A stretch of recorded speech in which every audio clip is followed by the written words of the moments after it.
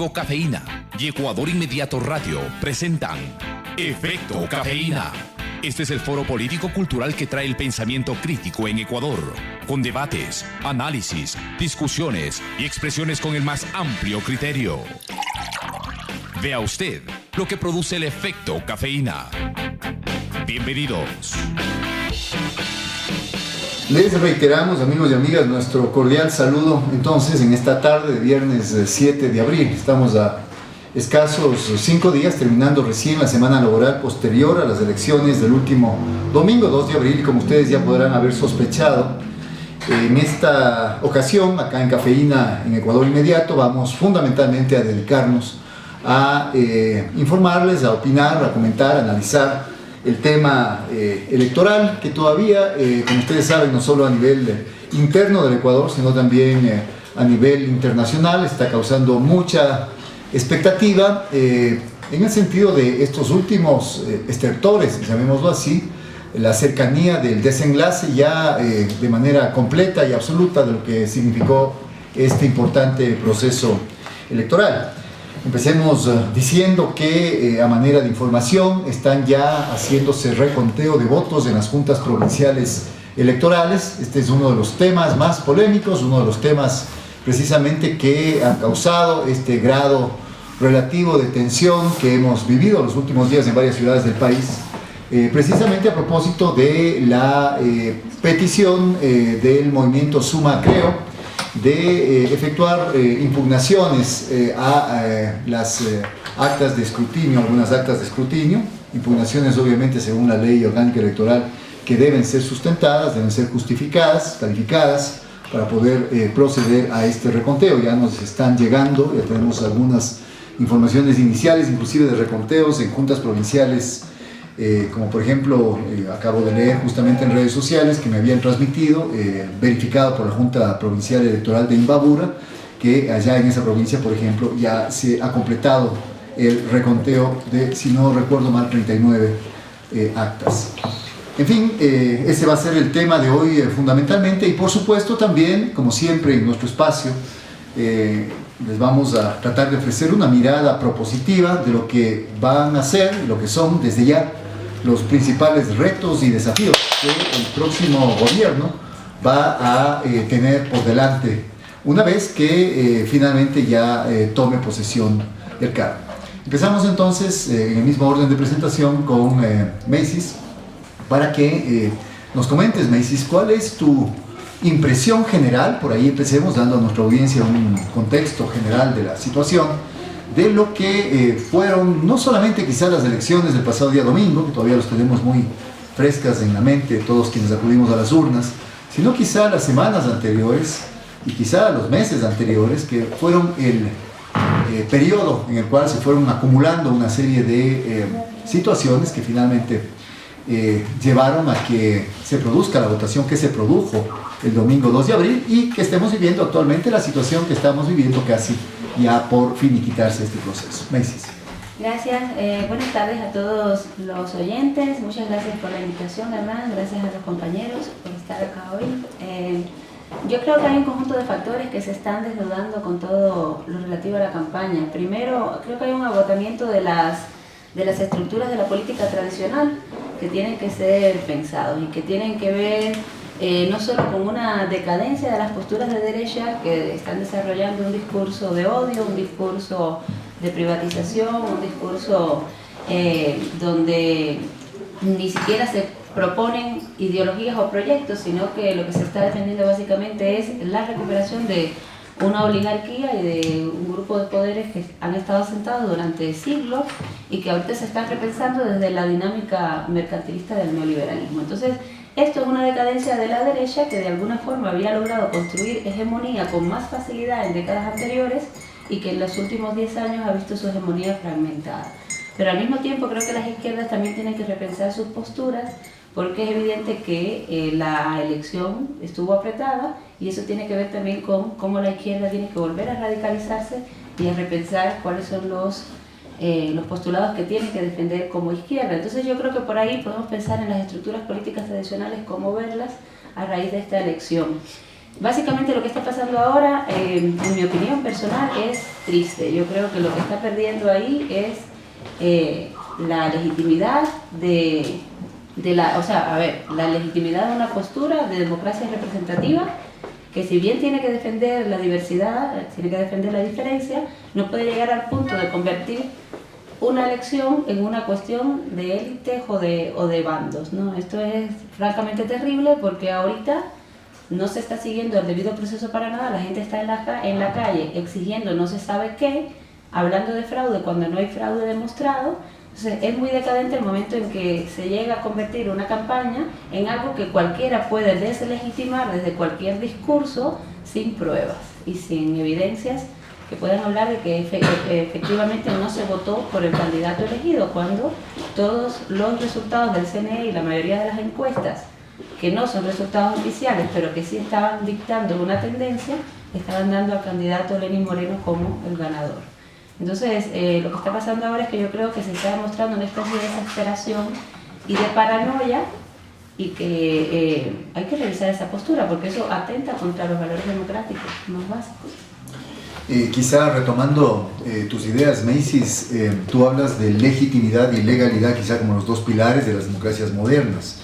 Tú entonces estarías afirmando que, más allá de que pueda darse la legalidad en el caso del proceso que se siguió, los procedimientos que se han adoptado para finalmente el conteo de votos y demás, lo que estaría en juego fundamentalmente es la legitimidad, y que esto podría afectar digamos, la propia esencia del juego democrático. Total, hay que seguir el debido proceso por algo simple, si no cualquiera va a sentir que en cualquier circunstancia puede impugnar un resultado, un voto popular, sencillamente porque se le ocurre. Entonces el debido proceso no es solo una cuestión de legalidad básica, sino una cuestión de respeto a los procedimientos que permite un Estado de mínimos de derecho, el que se quiera pensar, pero un Estado de orden, ¿no?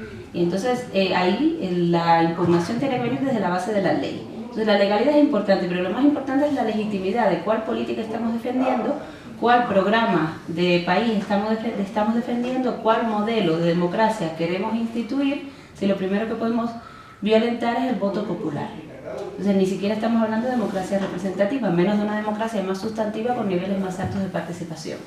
Gracias, Macy's. Invirtamos un poco el orden de la presentación, sigamos con Jorge.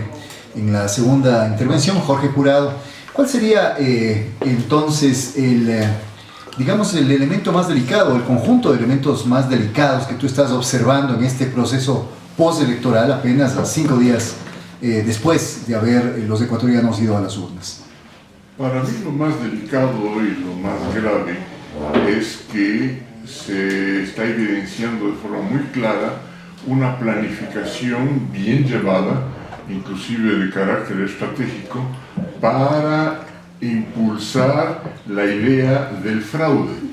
Esto no es una cuestión simple y llanamente sobre el albedrío o el temor de la pérdida de una elección. Yo creo que este asunto realmente está mucho más profundo, porque si hacemos un corto análisis, ya desde hace un año más o menos comenzaron a ver los rumores, o fueron extendidos estos rumores especialmente en las redes sociales, respecto de la existencia de un fraude cuando ni siquiera había empezado el proceso electoral. Estábamos muy lejos entonces de ello. Pero esto fue calando poco a poco, y cuando llegue el proceso electoral, entonces evidentemente existen una serie de elementos que pueden ir señalando de que se estaba asentando, de que se estaba con mayor fuerza introduciendo esta sensación de fraude en la ciudadanía a través especialmente de los partidos opositores. Y cuando hemos llegado a la primera vuelta y luego a la segunda vuelta, esta situación ya descolla totalmente, y nos encontramos todos ante una situación en que la no aceptación, el rechazo total y absoluto de los resultados simplemente nos están conduciendo a una situación altamente conflictiva. y como bien Mesis mencionó hace unos momentos, es una situación que está poniendo en peligro un proceso democrático que ha sido luchado por este país, por este pueblo, hace más de 40 años, y donde realmente tenemos, estoy hablando desde la última dictadura, por supuesto, y en donde tenemos algo que cuidar, algo que preservar, y esto se está tratando de tirar al traste. ¿Por qué? Porque simplemente hay una candidatura que no está dispuesta a aceptar un resultado evidente, hay datos, no ha podido presentar hasta el momento alguna evidencia de fraude, lo que está es impugnando unos elementos, unas actas que puedan ser, ser de revisar, pero no hay ninguna evidencia de fraude. Estos grupos de poder están pretendiendo que una encuesta es lo suficiente para dejar de lado la institucionalidad del país y con ello proclamar, de hecho lo hicieron, proclamar la victoria y la presidencia del candidato Lasso. Entonces todo esto es un cúmulo de situaciones que realmente preocupan mucho, pero que para mí son el resultado claro de un proceso bien planificado. Recordamos a nuestra audiencia en Ecuador y en otras partes del mundo, estamos en el segmento Café de Altura del espacio que tiene Cafeína en Ecuador Inmediato, precisamente conversando con Jorge Jurado sobre lo que ha significado estos días, estas horas posteriores a las elecciones del pasado día domingo 2 de abril. Tú, Jorge, hiciste una mención muy importante a una palabra que es la que ha circulado de boca en boca, al menos por parte de ciertos periodistas, por parte de seguidores del señor Guillermo Lasso, o del binomio del señor Guillermo Lasso también, y que es la palabra fraude. Esa palabra tiene un peso enorme, sí, tiene además unas características particulares. Fraude se habla cuando efectivamente hay un engaño, hay una estafa, hay, digamos, un acto doloso. Se habla también de que más bien lo que ha habido acá no es un fraude electoral, se habla de que lo que ha habido acá es un fraude moral, y se ha hablado también, recogido en muchas de las conversaciones, sobre todo que se han calentado mucho en redes sociales, se habla de un fraude mediático y un fraude moral. ¿Te parece a ti que más bien uno debería intentar entender que ha habido una suerte de intento de engaño por parte de quienes aparecen como perdedores en las elecciones pasadas? Sin duda, yo creo que a esto me estoy refiriendo cuando hablo de un proceso planificado para imbuir a la sociedad en esta sensación del fraude, por un lado. Pero por otro, yo creo que también se han aprovechado y se están aprovechando bien de un cierto nivel de idiosincrasia que tenemos desgraciadamente aquí en Ecuador todavía, lo que yo estoy tratando de denominar como la incultura del país, de la población, que está tremendamente propensa a creer todo lo que se le pone por delante, sin evidencia, sin probar su veracidad, sin contextualizar y aceptarlo como tal. Entonces, bajo esas circunstancias, claro, este plan está cundiendo efecto, de alguna manera ha cundido efecto, pero creo que tú mencionas, Hernán, dos conceptos para mí novedosos, pero creo que son necesarios de analizarlo claramente: el fraude moral y el fraude de los medios. Bueno, el de los medios ya creo que hemos venido siendo testigos de cómo se manipula la información, muy especialmente desde los medios hegemónicos privados aquí en el país, pero también en otros sitios del mundo, por supuesto. Pero aquello del fraude moral, que es realmente un atentado a la fe pública. Y este atentado a la fe pública es realmente uno de los, quizá uno de los aspectos más contundentes, de mayor gravedad, con los cuales se está incidiendo para tratar de mantener la estructura de poder que de alguna manera en los últimos 10 años los grupos más pudientes de este país perdieron y quieren volver a ello. Entonces, yo creo que si hacemos un análisis más desde una estructura weberiana, yo creo que aquí es una fuerza, no es una lucha de clases, no. Yo creo que aquí es una fuerza por el poder, por sostener el poder, claramente. La lucha de clases yo creo que viene un poquito después, pero aquí lo primero que se manifiesta es el tema del poder. Entonces, es muy grave, especialmente aquí en este tema que tú has mencionado, esto del fraude moral que se está tratando de realizar en el Ecuador. Importante aporte el tuyo, Jorge, porque de pronto si no hay una lucha de clases en el Ecuador, como se pretende hacer aparecer alrededor de esta idea de polarización, quizá lo que sí hay es esta intención clara de los grupos de poder en el Ecuador, de ciertos grupos de poder radicalizados en términos políticos, que lo que pretenden es quizás llevar a la sociedad a la anomia, utilizando nuevamente el esquema weberiano. Vamos para terminar este primer segmento de Café de Altura con Ramón Torres. Ramón, siempre unas elecciones tienen una connotación no solamente a lo interior de lo nacional, al interior del país, sino unas connotaciones internacionales. ¿Cómo has visto tú este desenlace, bueno, este cuasi desenlace que tenemos ahora respecto a la elección presidencial? Hay un presidente electo, hay resultados de carácter irreversible, y por el otro lado hay esta especie de posverdad que ha ido creciendo y posicionándose por parte de los perdedores, de que efectivamente ha habido un fraude y que es necesario inclusive el conteo de todos los votos. ¿Esto tiene repercusiones de hecho para el Ecuador, en la imagen del Ecuador externamente, Ramón? Creo que en el caso ecuatoriano, Hernán, Mesis, Jorge, asistimos a una reiterada, inveterada, permanente estrategia de caotización, de desestabilización y de deslegitimación.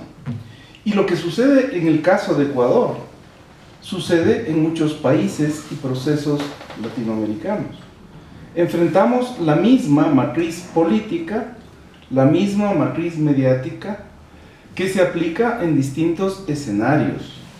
En el caso ecuatoriano, antes, durante y después de la segunda vuelta, las derechas y ciertas izquierdas cantaron, vociferaron y proclamaron la existencia de un fraude. Curiosa y sorprendentemente, su estrategia tuvo silencio en el momento en que su candidato, el candidato de la banca, tenía posibilidades de estar en el balotaje, en la segunda vuelta. En ese momento no deslegitimaron el hecho electoral ni democrático, sino al contrario, lo legitimaron. Aceptaban todo el proceso. En favor de sus intereses, aceptando todo el proceso. Entonces, la simulación democrática, la puesta en escena de la libertad y la democracia que se hace en el Ecuador y en América Latina por parte de estos grupos e intereses, evidentemente tiene un segundo acto, que es que, curiosa y sorprendentemente en el caso de Ecuador, se proclama un presidente de la República con un resultado de una encuesta de boca de urna, cuando todos sabemos que una encuesta de boca de urna es simple y vulgarmente el instrumento de medición que mayor grado de dificultad tiene por el margen de error que posee y porque no es un instrumento de los más confiables. En el caso de Ecuador se monta una escena para proclamar resultados sobre la base de un exit poll. Y no solamente eso, sino que cierta prensa que opta políticamente o es pagada a través de contratos, monta una telenovela democratera que en un primer momento hace aparecer a la derecha, a las derechas, triunfantes, gozosas, risueñas, proclamándose ganadores. Primera escena de la telenovela, primer acto. Y segundo acto, una telenovela donde ellos y ellas aparecen tristes, llorando, emperifollados, como son, frente a la supuesta existencia de fraude. Cuando esa simulación democrática no tiene pruebas ni fundamentos, se evidencia que no es una estrategia electoral, es una estrategia política, económica, psicológica y social de desestabilizar y de caotizar los logros que nuestra democracia han tenido.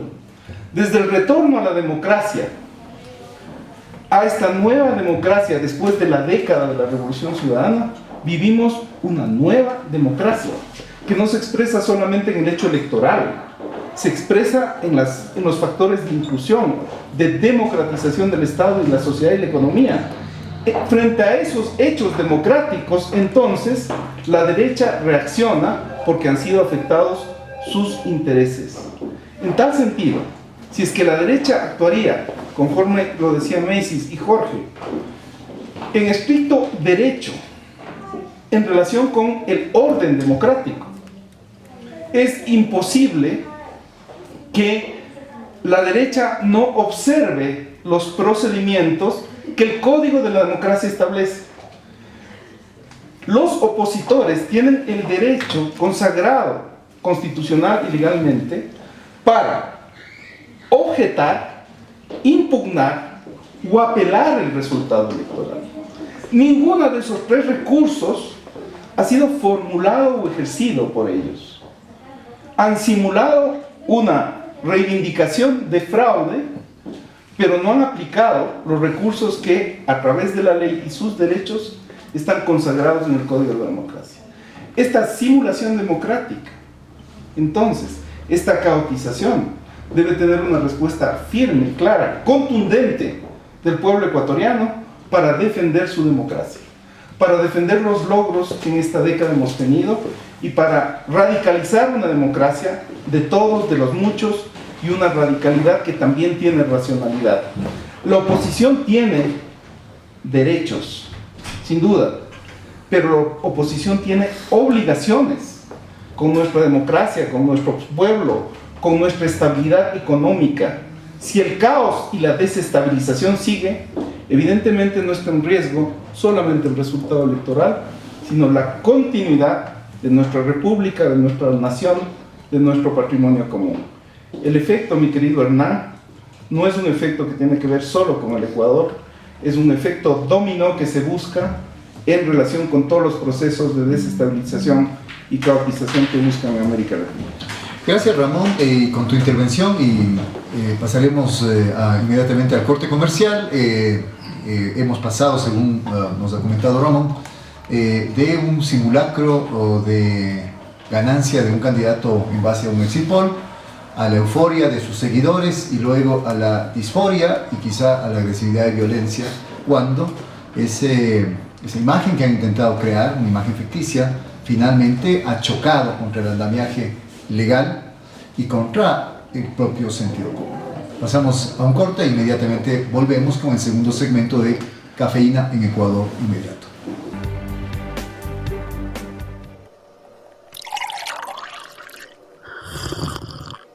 Ya volvemos con Efecto Cafeína.